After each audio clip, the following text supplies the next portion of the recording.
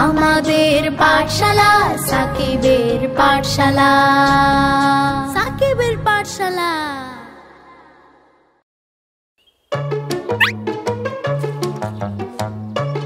যা পালিয়ে গেল প্রজাপতি, আমি তোমাকে ধরবই ধরবো।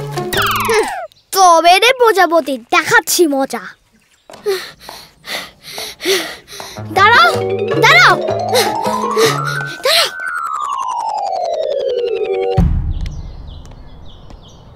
বিমান, যাও সাকিবকে বিকালের নাস্তা করতে ডেকে নিয়ে এসো।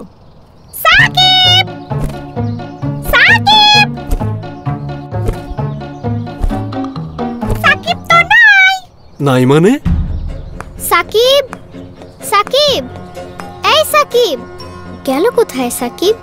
আমার রুমে নেই তো। সাকিব তো এখানেও নেই। তাহলে কি সে বাবা মায়ের রুমে? সাকিব!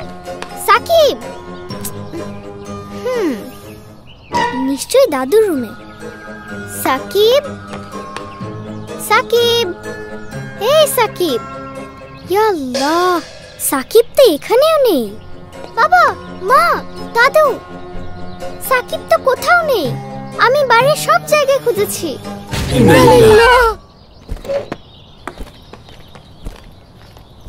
এক মিনিট, এটা তো সাকিবের স্যান্ডেল। তার মানে সাকিব বাইরে গেছে। সর্বনাশ! সাকিব একা একা বাইরে গেল কেন? কাউকে তো বলেও যায়নি। ইয়া আল্লাহ, তুমি আমার ছেলেকে রক্ষা করো। আমি সাকিবকে খুঁজতে বাইরে যাচ্ছি। আমিও যাব। আমিও। সাকিব! দাদু ভাই! স্যান্ডেল!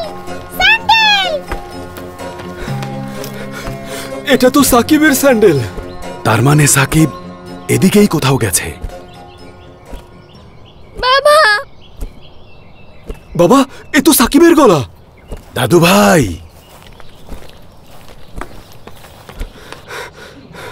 সাকিব! বাবা! আলহামদুলিল্লাহ। কিন্তু তুমি এখানে কিভাবে এলে দাদু ভাই? আমি একটা প্রজাপতিকে ধরতে গিয়ে তার পিছনে ছুটতে ছুটতে চলে এসেছি।